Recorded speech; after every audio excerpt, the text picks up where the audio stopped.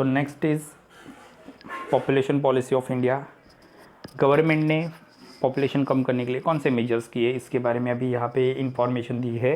That is called population policy program. Okay, so first program is family planning programme.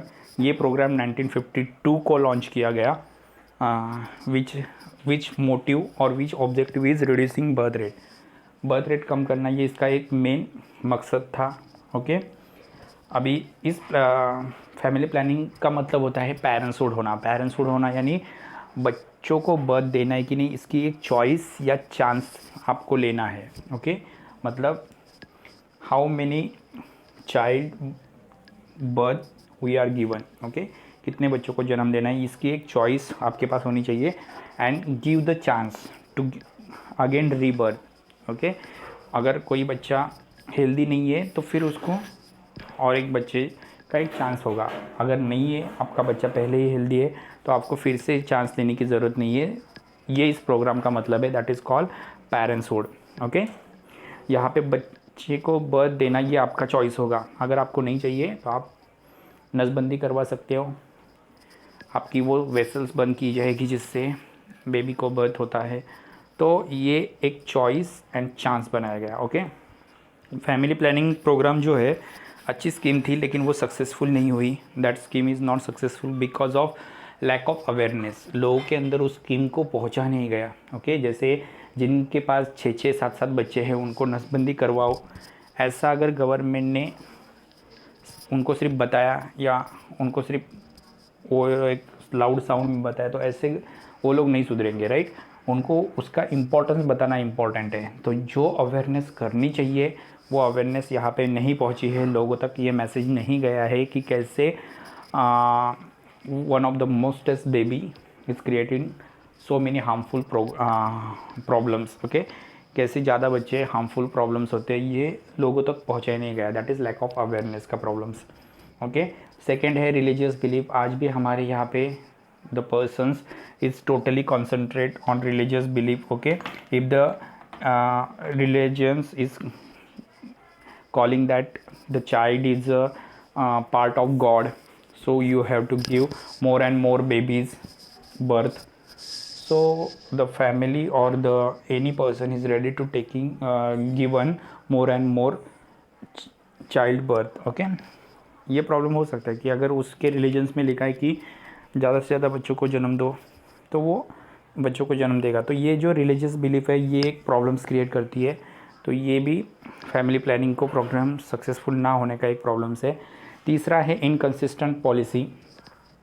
हमारी जो government of India है यहाँ पे बहुत सारी पॉलिसीज़ बनाती है, बहुत अच्छी पॉलिसीज़ बनाती है, लेकिन ये जो पॉलिसीज़ है इनको इम्प्लीमेंट करना या इनको लोगों तक लाना, इसमें कंसिस्टेंसी नहीं है। ओके, मतलब वो प्रोग्राम सालों साल चलेगा इसकी गारंटी नहीं है। बीच में ही कहीं कुछ करप्शंस हो जाए, कुछ अदर मोटिव्स आ जाए, जिससे कारण वो प्रोग्राम्स बीच में बंद हो सकता है।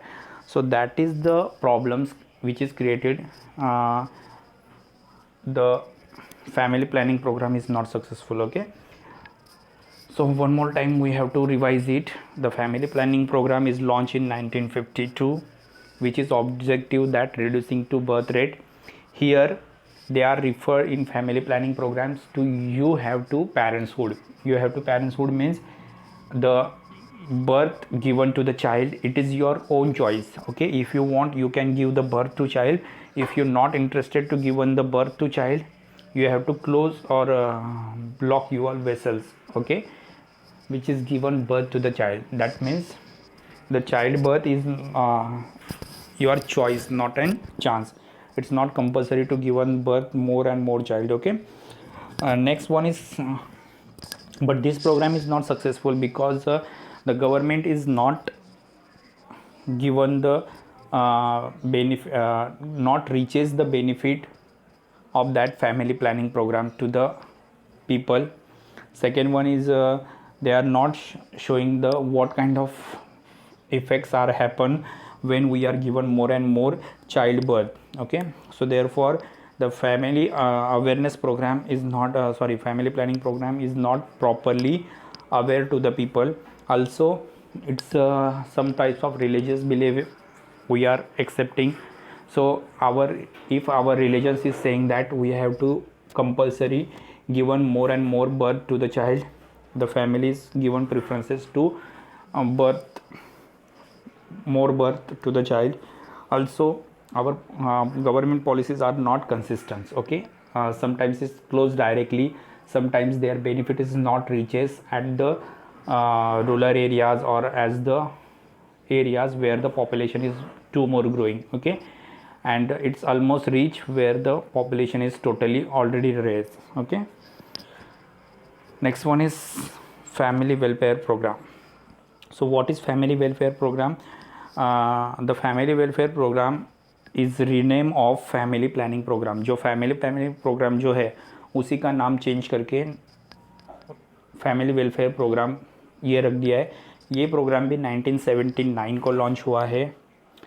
इसके अंडर भी फैमिली प्लानिंग प्रोग्राम की जो स्कीम है वो इसके अंडर भी लाई है.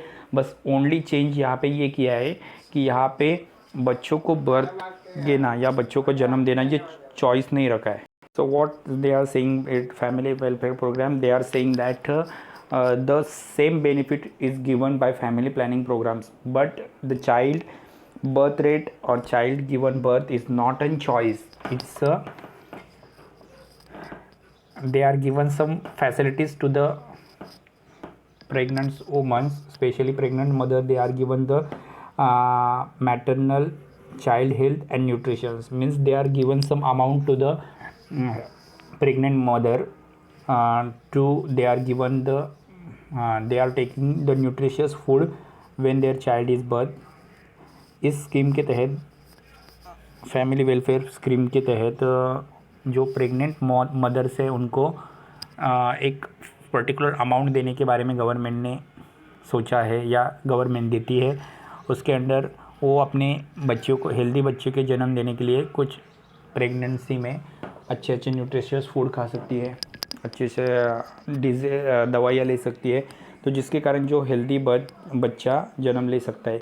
ये स्कीम का मेन मकसद है, that is family welfare programme. Okay, next है नेशनल पॉपुलेशन पॉलिसी.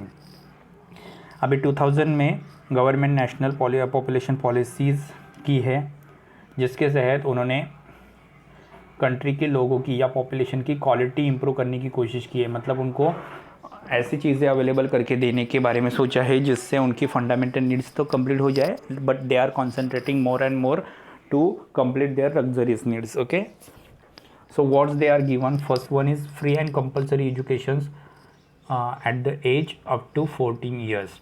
ओके, 14 साल तक सभी बच्चों को, मतलब फर्स्ट स्टैंडर्ड से लेकर 7th स्टैंडर्ड तक सभी बच्चों को प्राइमरी एंड प्री प्राइमरी का एजुकेशन फ्री एंड कंपल्सरी स्कूलों में दिया जाएगा.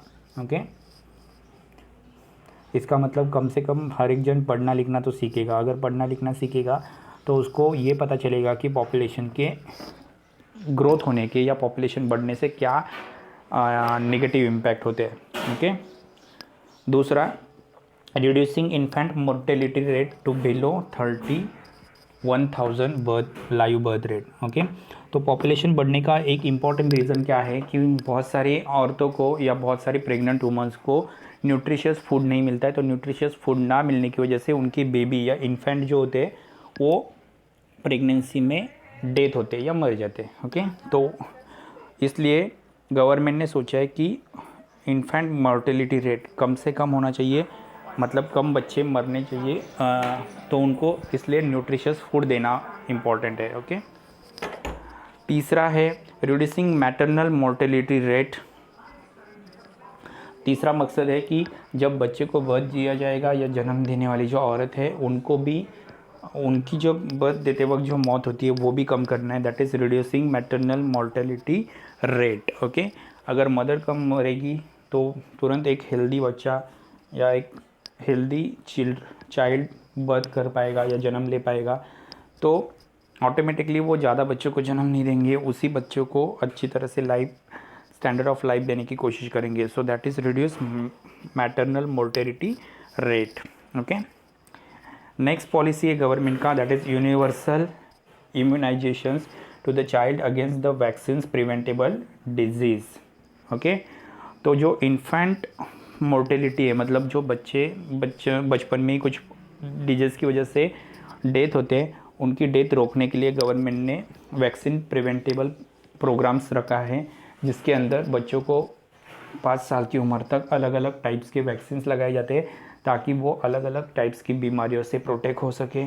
अगर वो प्रोटेक्ट हो रहे तो उनकी फैमिली एक ही बच्चे के ऊपर कंसंट्रेट करेगी और कम से कम उस बच्चे एक को हेल्दी लाइफ मिलेगी। ओके, नेक्स्ट है 5th one, delay marriage for girls not earlier than 18, prefer after 20 years of as.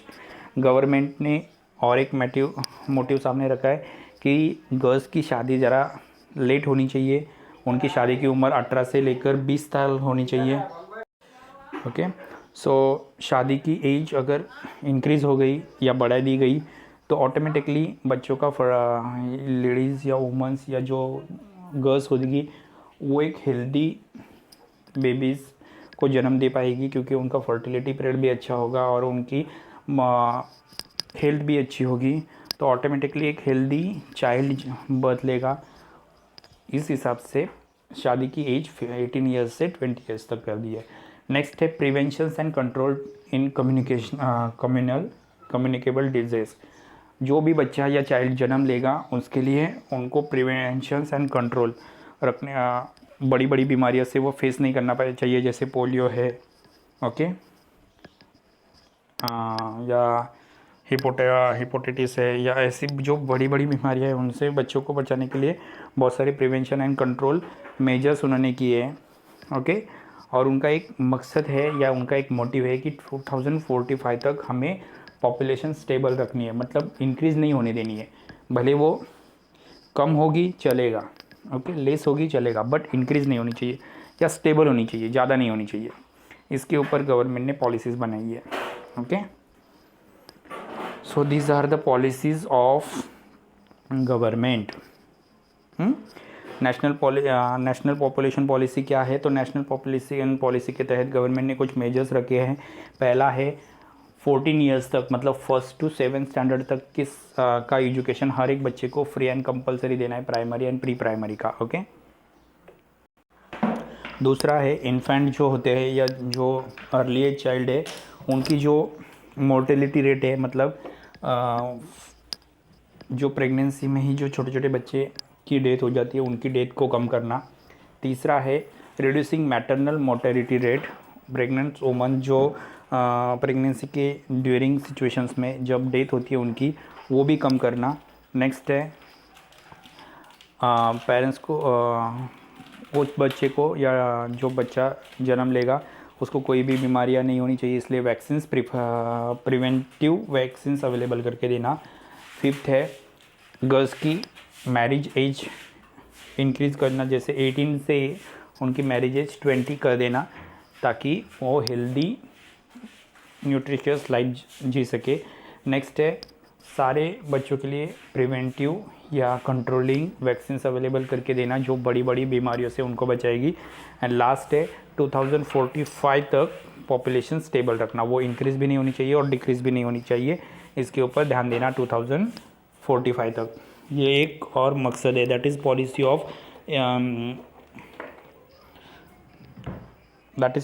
Of national population policy 2000. Okay, so thank you students, this part is over now.